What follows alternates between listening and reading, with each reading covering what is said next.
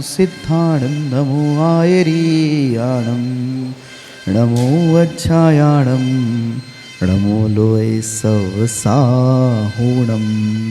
अनंतानंत परम सिद्ध भगवान की जय। 1008 श्री आदिनाथ भगवान की जय। अंतिम तीर्थेश भगवान महावीर स्वामी की जय। आचार्य भगवान गुरुवर श्री विशुद्ध सागर जी महाराज की जय। मुनि श्री सुप्रभ सागर जी महाराज की जय। मुनि श्री प्रणत सागर जी महाराज की जय। मुनि श्री सौम्य सागर जी महाराज की जय। जय जन बंधुओं, आप हम सब यहाँ उपस्थित हुए हैं लोकप्रिय कार्यक्रम सम्यक समाधान के माध्यम के लिए। सम्यक समाधान एक ऐसा कार्यक्रम, एक ऐसा प्लेटफॉर्म, एक ऐसी सुविधा जिसके माध्यम से हम सभी लोग अपने मन में उठने वाले जो विकल्प है उन विकल्पों का सम्यक समाधान प्राप्त कर रहे हैं। और यह हमारा सभी का सौभाग्य है, परम सौभाग्य है कि साक्षात पंचम परमेष्ठी साधु परमेष्ठी के मुखारविंद से हम सभी लोग इस सम्यक समाधान कार्यक्रम का एवं अपने विकल्पों का सम्यक समाधान पान कर रहे हैं।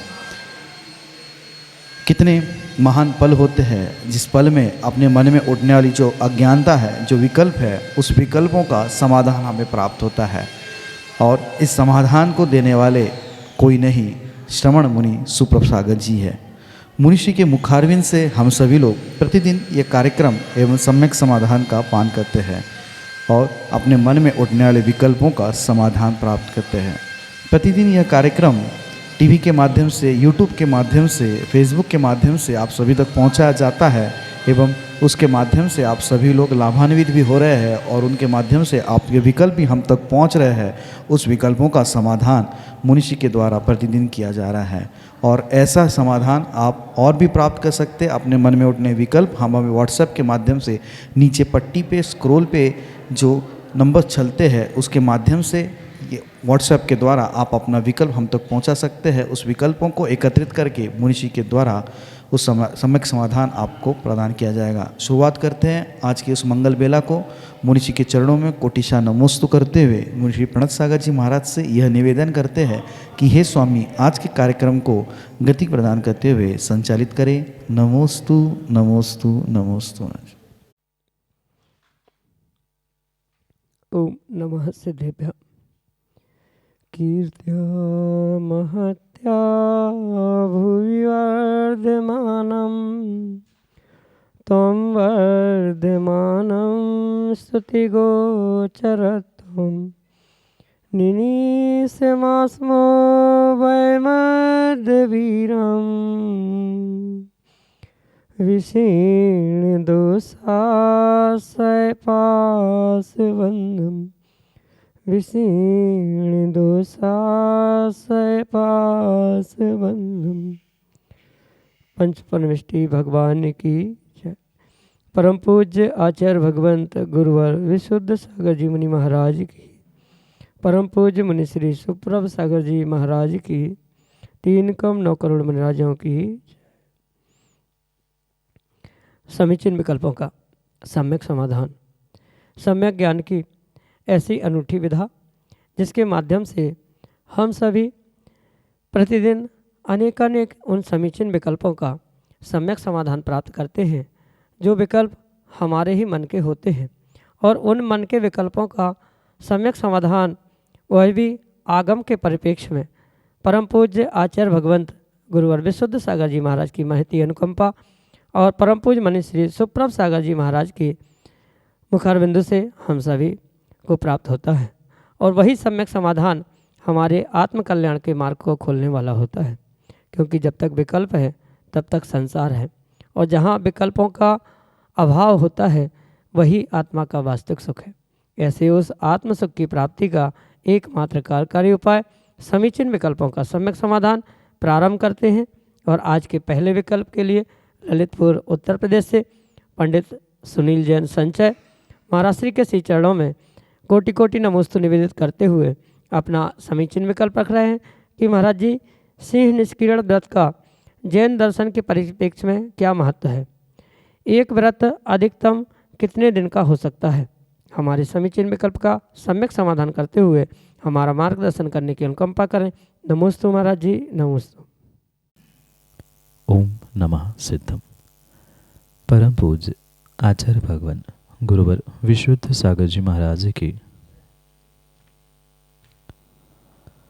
आगम में व्रत आदि की बहुत सारी विधियां आचार्य भगवंतों ने प्रदान की। उस विधियों के और उन व्रतों के नामों के अनुसार जैन दर्शन में बहुत सारी महत्ता विशेषता भी समय समय पर स्थान स्थान पर आचार्य भगवंतों ने बताने का प्रयास किया। जैन दर्शन के परिप्रेक्ष्य में सिंह निष्क्रीडित व्रत एक सर्वश्रेष्ठ सर्वोत्कृष्ट व्रत कहा जाता है, जिसके माध्यम से जीव अपने उस सर्वोच्च साधना के स्थान पर शिखर पर पहुंचता है। सिंह जैसे जंगल में क्रीड़ा करता है, उस क्रीड़ा को ही यहाँ परिप्रेक्ष्य में लक्ष्य में लेते हुए आचार्य भगवंत ने ये सिंह निष्क्रीडित व्रत कहा है। जैसे सिंह चलते समय 2 कदम आगे बढ़ता है, पुनः 1 कदम पीछे आता है, पुनः आगे बढ़ता है, पुनः कुछ कदम पीछे आता है, ऐसे क्रीड़ा करते करते ही वह सिंह वन में क्रीड़ा करता है, वन में गमन करता है और उसी को लक्षित करते हुए वह व्रत का नाम भी उस विधि के अनुसार सिंह के क्रीड़ा के अनुसार ही सिंह निष्क्रीडित इस प्रकार से लिखा गया। जैसे इस सिंह निष्क्रीडित व्रत में जो 3 प्रकार उत्तम मध्यम और जघन्य कहे गए हैं, इन 3 प्रकारों की परिप्रेक्ष्य में ये व्यवस्था विशेष समझने योग्य होती है कि माना कि चाहे जघन्य हो चाहे उत्कृष्ट हो, ये विधि इस प्रकार से होती है कि 1 उपवास 1 आहार, 2 उपवास 1 आहार, 3 उपवास 1 आहार, 4 उपवास 1 आहार, ऐसे क्रम से उन उपवासों की संख्या बढ़ाते हुए वह बढ़ाना कम करना, बढ़ाना कम करना, ये क्रम इस सिंह निष्क्रीडित व्रत में चलता है। जैसे 1 उपवास के बाद 1 आहार के बाद पुनः 2 उपवास 1 आहार, पुनः 1 उपवास 1 आहार, ऐसे कम ज़्यादा आगे पीछे करते हुए इस संख्या को निर्धारित किया जाता है। जो उत्कृष्ट सिंह निष्क्रीडित व्रत होता है वह 556 उपवासों का कहा जाता है और उन 556 उपवासों में मात्र 65 ही दिन उपवास होते हैं। मतलब कुल उत्कृष्ट सिंह निष्क्रीडित व्रत का समय 556 दिनों का होता है, उसमें से मात्र 65 दिन आहार होते हैं, अन्य दिनों में उपवास ग्रहण किया जाता है। मध्यम व्रत इस विषय में इसके परिप्रेक्ष्य में आचार्य भगवंत कहते हैं कि 180 दिनों का ये व्रत हुआ करता है और उन 180 दिनों में 35 दिन मात्र आहार, शेष दिन उपवास ग्रहण किए जाते हैं। जैसे सिंह की क्रीड़ा होती है, 1 कदम आगे बढ़ना, फिर 2 कदम आगे बढ़ना, फिर 1 कदम पीछे आना, ऐसे कम अधिक करते हुए ही ये श्रृंखला आगे बढ़ती। जघन्य रूप से 80 उपवासों के माध्यम से या 80 दिनों के माध्यम से भी यह व्रत संपन्न किया जाता है। इसमें मात्र 20 दिन के आहार होते हैं, 20 आहार और 60 उपवास वहाँ पर किए जाते। तो ये विशेष सर्वश्रेष्ठ ऐसा व्रत श्रावक और साधु की परिप्रेक्ष्य में कहा जाता है, क्योंकि ऐसा कार्य करना बहुत विरले ही पुण्यात्मा का ही पुरुषार्थ भूत साध्य हो सकता है, क्योंकि लगातार उपवास करना फिर भी संभव है, पर 1-2 बढ़ना, पुनः पीछे आना, पुनः आगे बढ़ना, ये कार्य इस व्रत में होने से ये तीनों प्रकार से इसकी विधि आगम में आचार्य भगवंतों ने लिखी है। 556 दिन का उत्कृष्ट होता है, 180 दिन का मध्यम हुआ करता है और मात्र 80 दिनों का जघन्य रूप से हुआ करता है। ये इस सिंह निष्क्रीडित व्रत की विधि से उनकी अधिकतम और कम से कम दिनों की व्यवस्था, जो कि जैन दर्शन के परिप्रेक्ष्य में बहुत महत्वशील सर्वोत्कृष्ट व्रत कहा जाता है, इस पंचम काल में जो इन व्रतों को करते हैं वह विशेष तपस्वी के नाम से जाने जाते हैं। वर्तमान में आचार्य भगवंत के संग में मुनि आराध्य सागर जी ने इस उत्कृष्ट सिंह निष्क्रीडित व्रत को उज्जैन नगरी में कुछ ही महीने पहले, कुछ ही दिन पहले संपन्न किया। उन्होंने जघन्य, मध्यम और उत्कृष्ट तीनों प्रकार से इन व्रतों को किया। ऐसे अनेकानेक साधु आर्यिका वर्तमान में भी है जिन्होंने इन व्रतों का आलंबन लेते हुए अपने चारित्र को वृद्धिंगत करने का प्रयास किया। यही आपके लिए सम्यक समाधान। श्रीमती सीमा जैन, टीकमगढ़, मध्य प्रदेश से महाराज श्री के चरणों में बारंबार नमोस्तु निवेदित करते हुए अपना समीचीन विकल्प रख रहे हैं कि महाराज जी क्या संसारी जीव ऊर्ध्वगमन ही करता है? हमारे समीचीन विकल्प का सम्यक समाधान करने की अनुकंपा करें। नमोस्तु महाराज जी, नमोस्तु।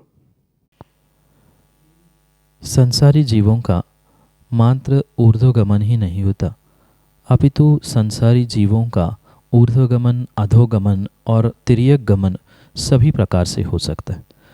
जैसा जीव का पुरुषार्थ होता है, यानी जो अगली गति को प्राप्त करने वाला जीव होता है, उस गति के अनुसार ही जीव का, संसारी जीव का गमन कहा जाता है। इस विषय में आचार्य भगवंत उमा स्वामी कहते हैं अनुश्रेणी गति, यानी जो आकाश के प्रदेशों की पंक्ति जो श्रेणीबद्ध हुआ करती है, उस श्रेणी के अनुसार ही जीवों का गमन होता है, चाहे वह ऊर्ध्वगमन करे, अधोगमन करे या तिर्यक गमन करे।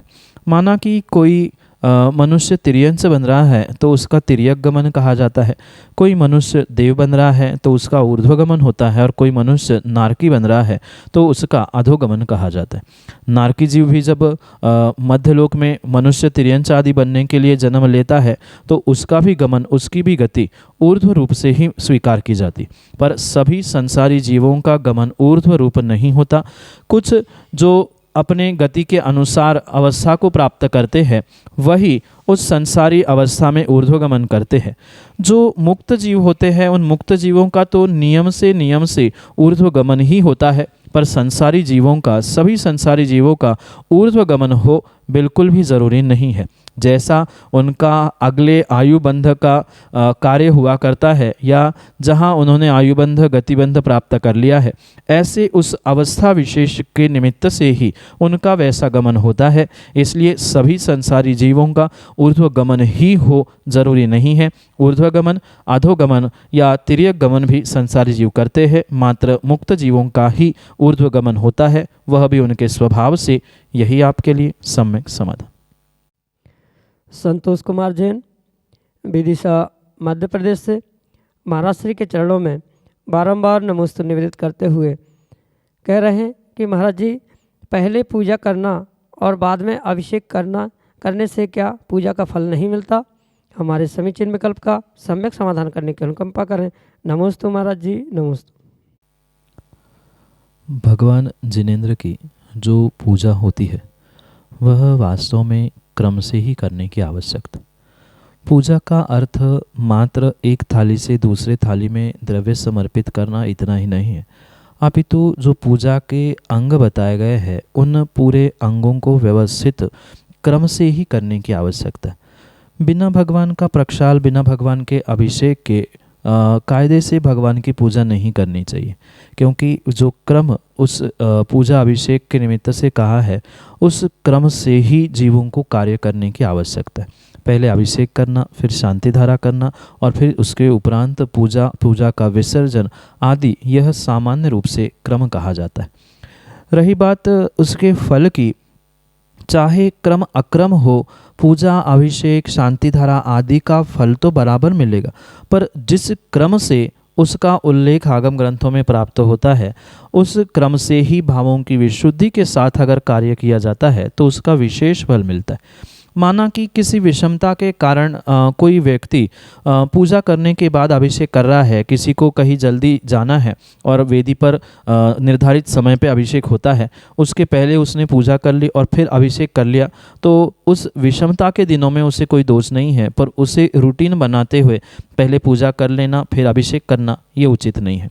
क्वचित कदाचित किन्हीं कारणों से उसमें आगे पीछे अंतर पड़ रहा है, कुछ और भी बहुत सारे बड़ी समस्या विषमताएं सामने है, तो इस निमित्त से तो पूजा के बाद अभिषेक करना, शांति धारा के बाद में अभिषेक के बाद पुनः अर्घ्य आदि, ये क्रम का अक्रम होना फिर भी संभव है, पर मैं पुनः कह दूं, इससे एक रूटीन बना के प्रतिदिन के भांति वही करना उचित नहीं है, क्योंकि जो जैसा क्रम कहा है उस क्रम से कहे हुए कार्य का ही विशेष फल श्रावकों को मिलता है। ये पुनः समझे कि अगर क्रम का उल्लंघन हो जाए तो किसी भी प्रकार से उससे पाप नहीं लगने वाला, ना उससे कोई दोष होने वाला है, पर जो उत्कृष्ट फल पूजा का मिलने वाला था, क्रम से वही श्रेष्ठतम हुआ करता है। क्योंकि अक्सर ये भी देखने में आता है, कुछ लोग पूजा करते समय स्थापना नहीं करना चाहते या ठोने में स्थापना नहीं करते, तो वह उसका क्रम का उल्लंघन करते हुए सीधे पूजा प्रारंभ करते हैं। कोई अभिषेक शांति धारा किए बिना, देखे बिना ही मात्र शर्ट पैंट में ही पूजा आदि करना प्रारंभ कर चुके हैं। तो ये जितनी भी विसंगति है, उन विसंगतियों को दूर करते हुए पहले आगम की व्यवस्था को समझे और साथ में ये भी बात ध्यान रखे कि ये सभी कार्य भले ही क्रम से कहे हैं, पर आत्मा की विशुद्धि के लिए, परिणामों की शांति के लिए ही कहे गए हैं। अगर इन्हीं बातों को लेकर संक्लेश परिणाम हो रहा है, क्रम को लेकर किसी वेदी विशेष, किसी स्थान विशेष के निमित्त से, तो वह नियम से दोषपूर्ण ही होगा और पुण्य के जगह वह अवश्य ही पाप का ही फल देने वाला हो सकता है। इसलिए ये विशेष बात यहाँ समझे कि पूजा के बाद अभिषेक करने में पाप नहीं लगता, पर जो विशेष फल पूजा के पहले अभिषेक शांति धारा क्रम से करने का मिलता है, वह विशेष फल आपको नहीं मिलेगा। यही आपके लिए सम्यक समाधान। श्रीमती लता जैन, विदिशा, मध्य प्रदेश से महाराज श्री के चरणों में बारंबार नमोस्तु निवेदित करते हुए अपना समीचीन प्रश्न रख रहे हैं कि महाराज जी, रत्नत्रय व्रत 3 साल करना चाहिए या 13 साल करना चाहिए, और तीनों की पूजा एक साथ करना चाहिए या अलग अलग? हमारे समीचीन विकल्प का सम्यक समाधान करने की अनुकंपा करें। नमोस्तु महाराज जी, नमोस्तु। जैसे कि मैंने प्रारंभ में ही कहा कि आचार्य भगवंतों ने व्रतों की अनेकानेक विधियों का वर्णन आगम में किया है। उसी परिप्रेक्ष्य में रत्नत्रय के व्रत के विषय में भी आपको समझने की आवश्यकता है। रत्नत्रय व्रत उत्कृष्ट रूप से 13 वर्ष भी किया जा सकता है या 3 वर्ष भी किया जा सकता है, क्योंकि जिसकी जैसी परिकल्पना है वैसा अधिक फल प्राप्त करने के लिए जीव अधिक कार्य करते। पर जहाँ तक उस रत्नत्रय व्रत के विषय में हमने पढ़ा है, उस व्रत के और उस विधि के अनुसार रत्नत्रय व्रत 3 वर्ष तीनों पखवाड़ों में करने की आवश्यकता है। जैसे पर्युषण के अंतिम 2 दिनों से लेकर वह और एक अधिक दिन तक वह रत्नत्रय व्रत हुआ करता है, तो वर्ष में 3 बार पर्युषण पर्व आते हैं। तो उन तीनों वर्षों के मतलब वर्ष के तीनों पखवाड़ों में तीनों दशलक्षण में उस व्रत को करना अनिवार्य ही हुआ करता है, और वह कम से कम 3 वर्ष तो करना परम आवश्यक हुआ करता है। क्योंकि कुछ लोगों का ये सोचना है चारित्र 13 प्रकार का होता है, इसलिए वह 13 वर्ष करना चाहिए। पर रत्नत्रय 3 ही रूप है, सम्यक दर्शन, सम्यक ज्ञान और सम्यक चारित्र। इस परिप्रेक्ष्य में ये अवश्य निर्णय करे कि रत्नत्रय व्रत 3 वर्ष तक और 3 वर्ष तक तीनों पखवाड़े मतलब तीनों पर्युषण के समय में आपको करने की आवश्यकता है। और ये भी अवश्य ध्यान रखें कि उसकी जो पूजाएं है वह मात्र एक बार नहीं, अपितु जैसे आप महार्घ्य में पढ़ते होंगे त्रिकाल पूजा, त्रिकाल वंदना करे करावे भावना भावे, तो उसी परिप्रेक्ष्य में ये रत्नत्रय के व्रत की पूजा भी दिन में 3 बार विधि पूर्वक करने की आवश्यकता है। और मात्र 3 बार ही नहीं, वर्ष में 3 बार ही नहीं, अपितु तीनों की एक साथ ही पूजा करने की आवश्यकता है। बहुत सारे लोग पर्युषण के भी दिनों में यही कार्य करते हैं कि जिस दिन जो व्रत या जो दिन होता है, उत्तम मार्दव के दिन मात्र उत्तम क्षमा और मार्दव की ही पूजा कर ली, अन्य अर्घ्य चढ़ा लिया या मात्र जयमाला पढ़ ली, तो ये कार्य उचित नहीं है। पूरा जब व्रत अखंड रूप से एक है, 3 दिन होता है, 3 वर्ष 3 बार पूजा आदि रूप होता है, तो पूर्ण पूजा के साथ ही मतलब तीनों पूजाओं के साथ ही करने की आवश्यकता है। रत्नत्रय कभी भी पृथक रूप से नहीं होता। सम्यक दर्शन, सम्यक ज्ञान और सम्यक चारित्र, इन तीनों का मिलाप ही रत्नत्रय कहा जाता है।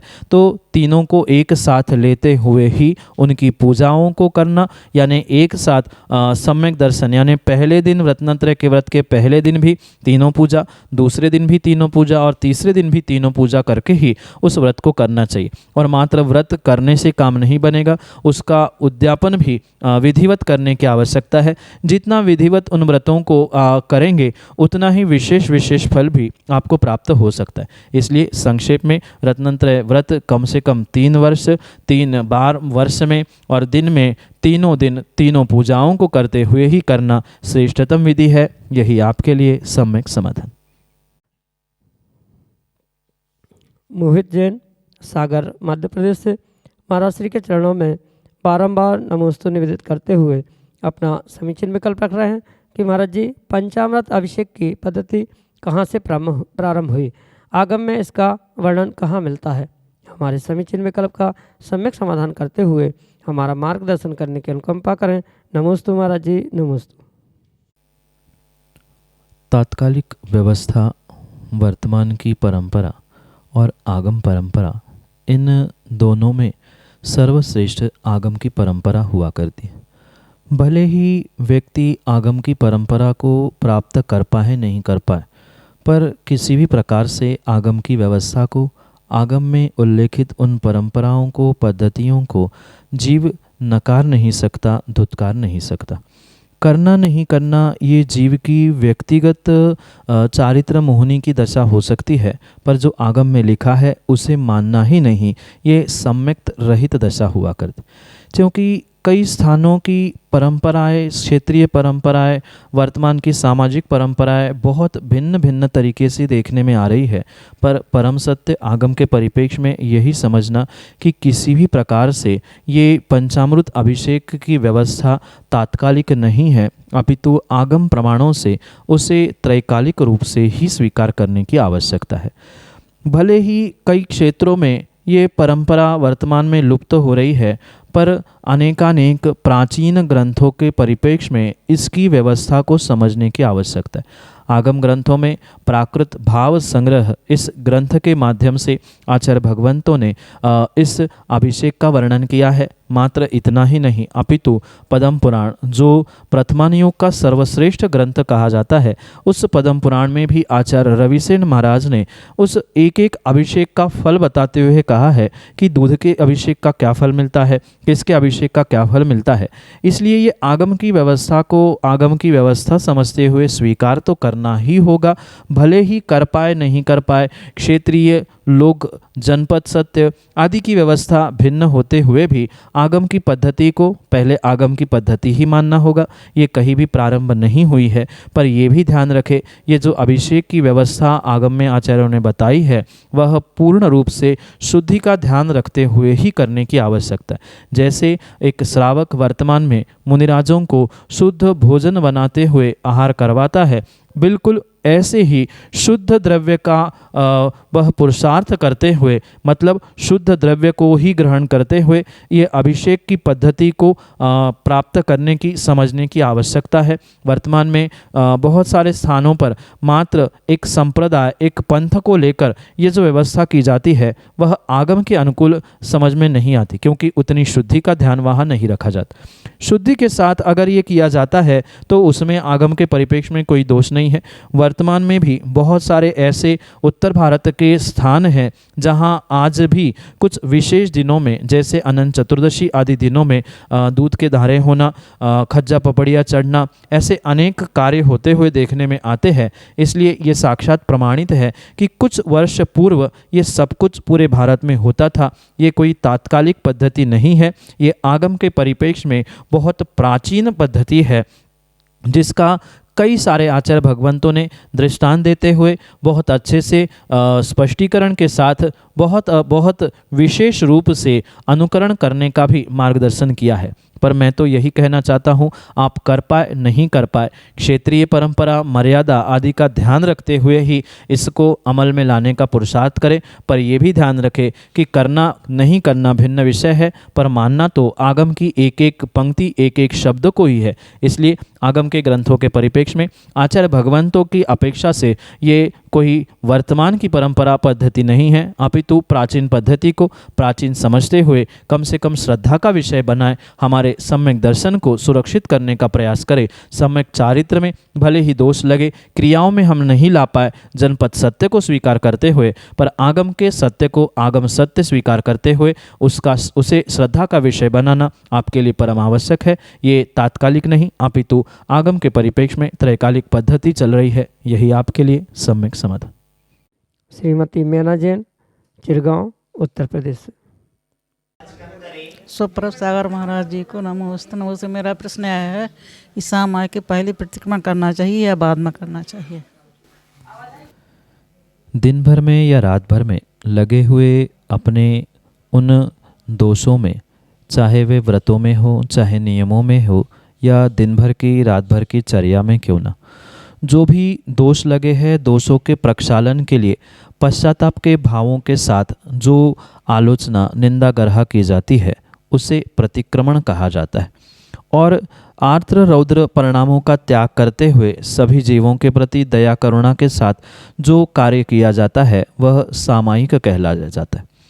इसलिए इन दोनों आवश्यकों का पालन करते हुए, चाहे वह मुनिराज हो, चाहे कोई श्रावक हो, उसका जो नियत क्रम है उस क्रम से ही कार्य करने की आवश्यकता होती है। क्योंकि माँ स्वाभाविक सी बात है, आप किसी बर्तन में कोई सामग्री रखना चाहते हो तो सबसे पहले आप उसे साफ करेंगे, पोंछेंगे और फिर उसके बाद उसमें कुछ सामग्री रखोगे। बिल्कुल प्रतिक्रमण सामायिक के विषय में भी हमें यही समझना होगा। जब तक प्रतिक्रमण करके जीव सामायिक में नहीं बैठेगा तब तक कहीं ना कहीं कुछ विकल्पों को लेकर ही वह सामायिक करेगा। जैसे बर्तन को साफ करने के बाद एक माँ उस बर्तन में वह स्वच्छ अच्छी सामग्री रखती है, ऐसे ही प्रत्येक श्रावक, प्रत्येक व्यक्ति, प्रत्येक मुनिराज को सबसे पहले वह प्रतिक्रमण करना ही आवश्यक है। प्रतिक्रमण के माध्यम से दिन भर में या रात भर में जो भी दोष लगे हैं व्रतों में, नियमों में, चर्या में, उसका प्रक्षालन करते हुए अपने आत्मा को शुद्ध किया जाता है और पुनः उस शुद्ध किए आत्मा का चिंतन करना, मनन करना आदि कार्य उस सामायिक के माध्यम से आर्द्र रौद्र परिणामों को छोड़कर किया जाता है। इसलिए क्रम तो आगम में पूर्ण रूप से यही लिखा है कि पहले प्रतिक्रमण किया जाए और उसके उपरांत ही सामायिक करने का ही बोध किया गया है। क्वचित कदाचित किसी अपरिहार्य कारणों से क्रम का उल्लंघन हो रहा है तो उसके लिए भी प्रायश्चित लेने का प्रावधान हमारे आगम ग्रंथों में लिखा है। पर प्रावधान ये नहीं बनाया जाए कि ठीक है कोई बात नहीं, प्रायश्चित जब लेना ही है तो हम रोज ही बाद में करेंगे। ये अपरिहार्य कारणों में क्वचित कदाचित लेट हो जाए, कुछ असुविधा है, विषमता है, तो ये मर्यादा का उल्लंघन हो। अन्यथा क्रम यही होना चाहिए, पहले शुद्धि और फिर शुद्धता की प्राप्ति, पहले प्रतिक्रमण और फिर उस प्रतिक्रमण के बाद उस शुद्ध आत्मा के चिंतन के साथ सामायिक आदि ही करना चाहिए। यही आपके लिए सम्यक समाधान। जय जन बंधुओं, हम सभी लाभ ले रहे थे लोकप्रिय कार्यक्रम सम्यक समाधान का। प्रतिदिन यह कार्यक्रम 5:13 पे यूट्यूब चैनल सुप्रभ वाच के माध्यम से प्रसारित होता है। मुनिषी सुप्रभ सागर जी का नाम सुप्रभ, वाणी का पर्यायवाची नाम उवाच, सुप्रभ उवाच, यस यूट्यूब चैनल के माध्यम से मुनिषी के प्रवचन एवं ये सम्यक समाधान प्रतिदिन प्रसारित होता है। आप सभी लोग चैनल को सब्सक्राइब करें एवं बेल आइकन को जरूर दबाएं ताकि नोटिफिकेशन के द्वारा आप सब चीज़ों को अप टू डेट रह सकते हो। प्रतिदिन मुनिषी के प्रवचन शाम को 7:40 पे जिनवार टीवी के माध्यम से प्रसारित होते हैं। आप सभी लोग घर बैठे मुनिषी के प्रवचन के लाभ जिनवार टीवी के माध्यम से ले सकते हैं। सम्यक समाधान यह कार्यक्रम प्रतिदिन ठीक 4 बजे अपने आदिना टीवी चैनल के माध्यम से प्रसारित होता है। एक नया टीवी चैनल आदिना टीवी चैनल, जिसके माध्यम से यह सम्यक समाधान का प्रसारण ठीक 4 बजे होता है। आप सभी लोग घर बैठे टीवी के माध्यम से भी इस कार्यक्रम का लाभ लेते हुए अपने मन में उठने वाले विकल्पों का सम्यक समाधान प्राप्त कर सकते हैं। 8707548811 यह हमारा व्हाट्सएप का नंबर है। आप इस व्हाट्सएप के नंबर पे अपने विकल्प भेज सकते हैं एवं इस विकल्पों को एकत्रित करके मुनिषी तक पहुंचाया जाएगा और मुनिषी के मुखारविंद से हम सभी लोग उसका सम्यक समाधान प्राप्त करेंगे। अगर आप व्हाट्सएप से टाइप नहीं कर सकते हो तो एक कागज़ पेन पे अपना नाम, अपने शहर का नाम, अपना विकल्प लिख के उसकी फ़ोटो खींच के आप हमें व्हाट्सएप कर सकते हैं एवं उस फ़ोटो को व्हाट्सएप के द्वारा हम तक पहुंचा दें एवं उसके माध्यम से आप अपने विकल्प हम तक पहुंचा सकते हो।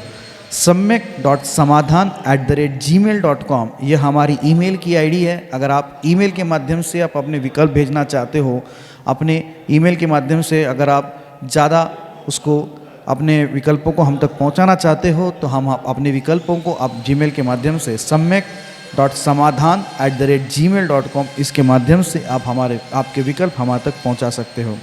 प्रतिदिन मुनिषी के प्रवचन 2:30 पे आदिनाथ टीवी चैनल के माध्यम से भी प्रसारित होते हैं। आप सभी लोग आदिनाथ टीवी चैनल के माध्यम से भी मुनिषी के प्रवचन का लाभ ले सकते हैं। आज के लिए इतना ही। ऐसे ही नाविन्यपूर्ण विकल्पों के साथ हम आप तक पहुंचते रहेंगे। तब तक आप देखते रहे सुप्रभुवाच। आप सभी को जय जिनेंद्र मुनिषी के चरणों में कोटिशा नमोस्तु नमोस्तु नमोस्तु।